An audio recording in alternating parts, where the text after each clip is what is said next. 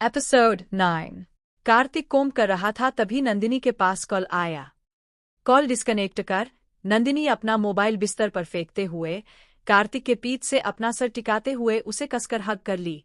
कार्तिक अपने कोम को नीचे रखते हुए नंदिनी के हाथ को पकड़कर अपने सामने करते हुए पूछा, क्या हुआ नंदिनी, किसका कॉल था? नंदिनी कार्तिक के टाई को ठीक करते हुए बोली, सीएम के सेक्रेटरी का कॉल था। सीएम के सेक्रेटरी का? हाँ, उन्होंने कुछ आर्किटेक्ट कंपनी को मीटिंग के लिए बुलाया है। क्यों?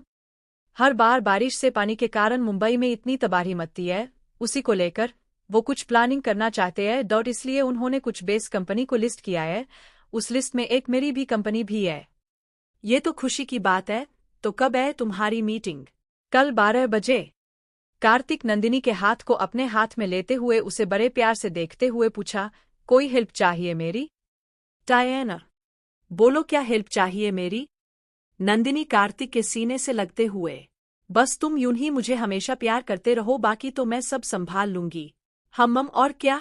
कार्तिक रोमांटिक होते हुए पूछा। और क्या? कुछ भी नहीं। सच में? कार्तिक शरारत से पूछा। हाँ, सच में। कार्तिक नंदिनी के चेहरे पर अपना हाथ फेरते हुए बोला, ये जो तुम्हारी आंखें हैं ना, बहुत कुछ कह रही है।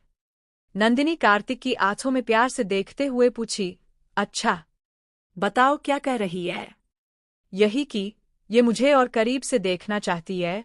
ये कहते हुए कार्तिक नंदिनी के चेहरे को अपने हथेली में भरकर उसके आंखों को अपने ओंठों से लगा लिया।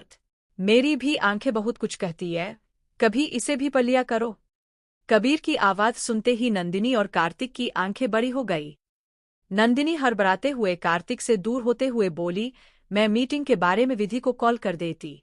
ये कहते हुए वो जल्दी से रूम से निकल गई।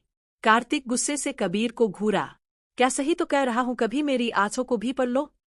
कार्तिक कोट पहनते हुए, कब तक यूं ही बेशर्मों की तरह बिना नोक किए मेरे कमरे में आते रहोगे?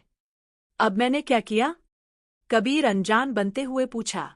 ज्यादा एक्टिंग करने की कोई जरूरत नहीं है, तुम्हारी आदत कभी नहीं जाएगी ना।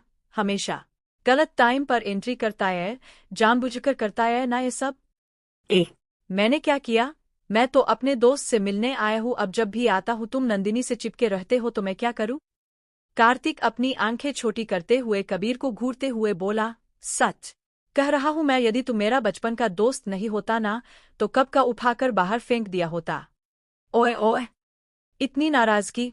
अच्छा फिर सोच, मेरे नाजुक दिल पर क्या गुजरता होगा जब मैं किसी खूबसूरत लड़की की तरफ देखता और तू मंथरा की तरह आग लगाने दौड़ पड़ता था, मिष्ठी मिष्ठी करते हुए। तब तुझे ख्याल नहीं आया? कहते हैं लोग उस जन्म का इसी जन्म में मिलता है, तो अब शिकायत किस बात की? कबीर ऊपर भौंहे उठाते हुए मुस्कुराया, तो ये सब तू जानबूझकर करता है, मतलब तू कभी नहीं सुधरेगा?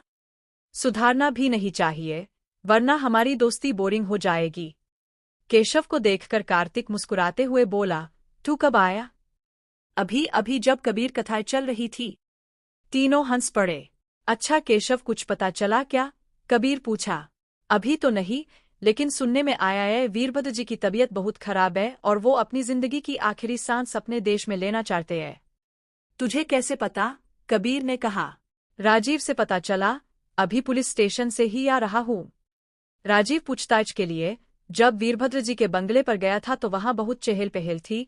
पता करने पर मालूम हुआ कि इतने सालों बाद वो सब वापस इंडिया आ रहे हैं। कबीर सोचते हुए बोला, क्या ये इफ्तिफाक है या फिर कोई नई साजिश? क्या पता। जो भी हो, लेकिन कार्तिक तुझे चौकना रहना होगा। केशव चिंतित होते हुए बोला। कुछ भी यार। कार्तिक हंस पड़ा। कुछ भी नहीं कार्तिक, आदित्य भी वापस आ रहा है और कुछ जख्म ऐसे होते हैं जो कभी नहीं भरते, मत भूल क्या हुआ था। केशव आगार करते हुए बोला। ये सब भ्रम है केशव, इतने साल बीत गए, यदि कुछ करना होता तो जब जेल से बाहर आया था तभी करता, अब इतने सालों के बाद क्यों? पता नहीं, कुछ कहा नहीं जा सकता, लेकिन हम सब जानते हैं नंदिनी को लेकर उसकी दीवानगी। हमें नंदिनी से इस बात को छुपाना होगा, वो डर जाएगी। कार्तिक गुस्से से बोला, यदि ऐसे किसी इरादे से वो आ रहा है तो एक बार फिर से उसका सामना कार्तिक दीक्षित से होगा। कार्तिक। तभी नंदिनी उसे पुकारते हुए कमरे में आई। उसे देखते ही सब चुप हो गए। क्या हुआ अचानक से? आप लोग चुप क्यों हो गए? क्या कुछ हुआ है? नहीं सर। नंदिनी, बस हम सोच रहे थे आज ब्रेकफास्ट में क्या स्पेशल है, बहुत भूख लगी है, तुम्हारी दोस्त ने खाने भी नहीं दिया। केशव हंसते हुए बोला। हाँ बिल्कुल, हम यही सोच रहे थे, कबीर हंसते हुए बोला। नंदिनी उनकी बातों पर मुस्कुराई तो जरूर, लेकिन उसका ध्यान कार्तिक पर था, जो किसी गहन चिंतन में खोया हुआ था। हाँ तो चलिए न, कार्तिक। कार्तिक अपने ख्याल से वापस आते हुए, हाँ नंदिनी, चलो, सब नाश्ते के लिए चल पड़े। क्यों, मेरे रेपुटेशन की धज्जियां उड़ाने में लगी हो? अंकिता गुस्से से अनिका से पूछी। मैंने ऐसा कुछ नहीं किया जिससे आपकी रेपुटेशन की धज्जियां। ये सुबह सुबह अकेले बाइक लेकर निकलने का क्या मतलब था? मुझे नहीं लगता इसके लिए मुझे किसी को भी जवाब देने की जरूरत है। अंकिता की तेज आवाज सुनकर विक्रम भी वहां आ गया, लेकिन अंकिता के साथ अनिका को देखकर उसके ओंठों पर भद्दी सी मुस्कान फैल गई। Doubt doubt doubt doubt doubt. आंखों में गुस्सा, खुले बाल, हाथ में हेलमेट, कुछ ज्यादा ही खूबसूरत लग रही थी अनिका इस वक्त। उसकी नजर तो उस पर से हटने का नाम ही नहीं ले रही थी, लेकिन अंकिता के सामने खुद को अच्छा दिखना जरूरी था। इसलिए वो अंकिता को कंधे से पकड़ते हुए बोला, चिल अंकिता, इतनी नाराज क्यों हो रही हो? बच्ची है ये। दिनों दिन इसकी बदतमीजी बढ़ती जा रही है, अब इसे देखो क्या हाल किया है इसका। एक बॉडीगार्ड को दिखाते हुए बोली। अनिका अपने कंधे को उतकाते हुए बोली, मैंने मना किया था मेरा पीछा मत करो, लेकिन उसे मेरी बात समझ में नहीं आई तो मजबूरन मुझे अपने तरीके से समझाना पड़ा। अब तुम सबको इस तरह मारते फिरोगी? अनिका विक्रम के तरफ देखते हुए बोली, मजबूरी है, करना पड़ता है, क्योंकि लातों के भूत बातों से नहीं समझते, तो उन्हें इसी तरह से समझाना पड़ता है। विक्रम सकपका गया। अंकिता अपना सिर पकड़ते हुए बोली, तुम्हारी हरकतों से मैं तंग आ गई, क्या करूं तुम्हारा? जो भी करना है करिए, बस अभी मेरे सामने से हट जाइए। अनिका गुस्से से अनिका को घूरते हुए बोली, तुम्हें पता भी है तुम किससे बात कर रही हो? आप कोई भी हो, मेरी कोई नहीं लगती, और यदि आपका लेक्चर खत्म हो गया हो तो मैं अपने कमरे में जा सकती हूँ। अंकिता हैरानी से अनिका को देखने लगी, उसकी आंखें भर आई। विक्रम अनिका की तरफ देखते हुए बोला, ये कौन सा तरीका है अपनी माँ से बात करने का? तुम्हें माफी मांगी चाहिए। तुम होते कौन हो मुझे ये सब करने वाले?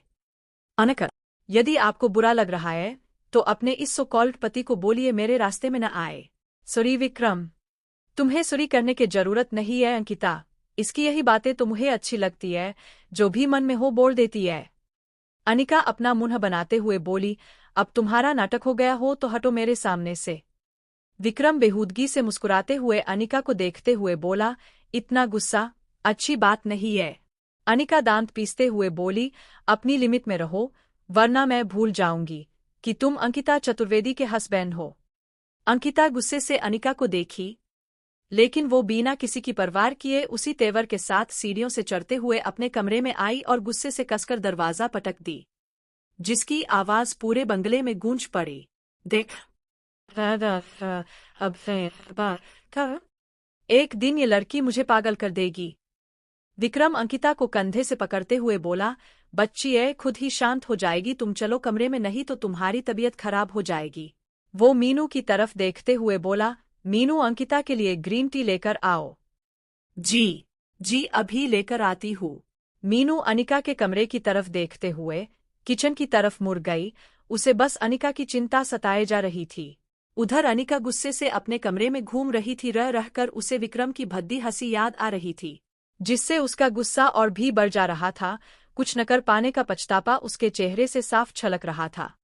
जो आग इस वक्त उसके मन में दहक रहा था, उसमें वो सब कुछ जला देना चाहती थी। Doubt doubt doubt doubt.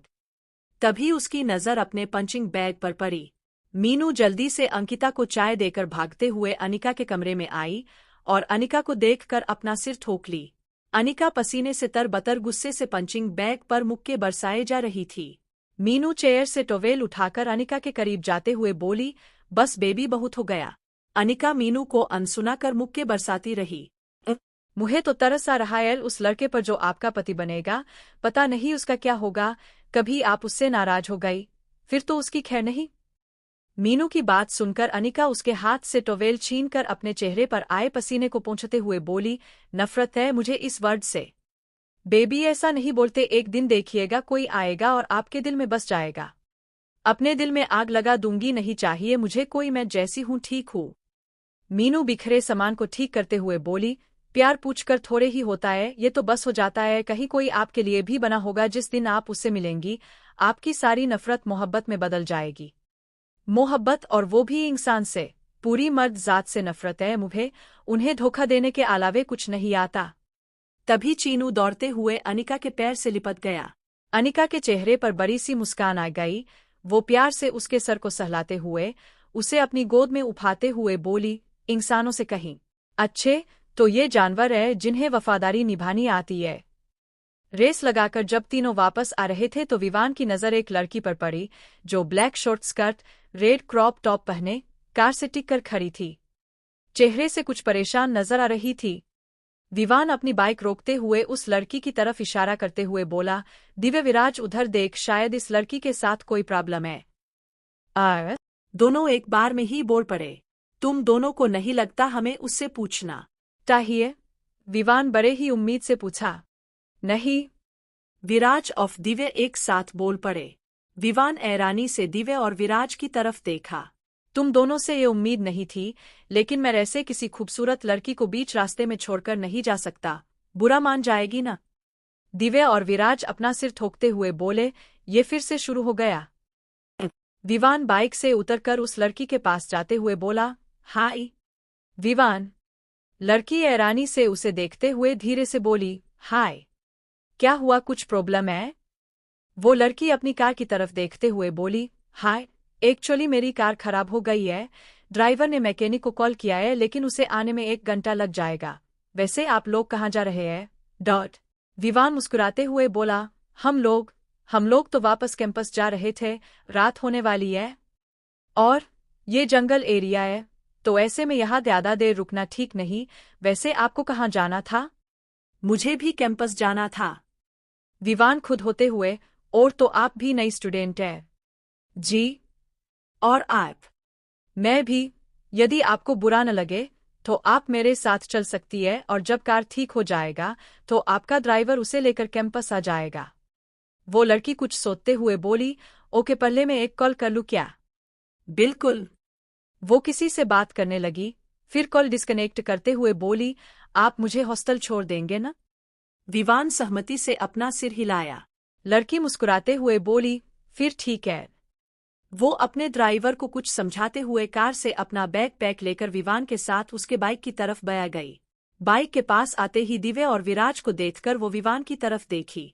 ओए, ये दोनों मेरे दोस्त हैं। दिव्य और विराज दोनों अपना हाथ हिलाते हुए बोले, हेलो मिस पलक। वो मुस्कुराते हुए बोली। विवान एक हेलमेट उसकी तरफ बढ़ते हुए बोला, और तो तुम्हारा नाम पलक है? वो अपना सिर हिलाते हुए बोली, हाय। विवान अपना बाइक स्टार्ट करते हुए बोला, अच्छे से बैठ गई क्या, चले हम? वो उसके पीछे बैठते हुए उसके कंधे पर हाथ रखते हुए बोली, हाँ चलो अब। जारी।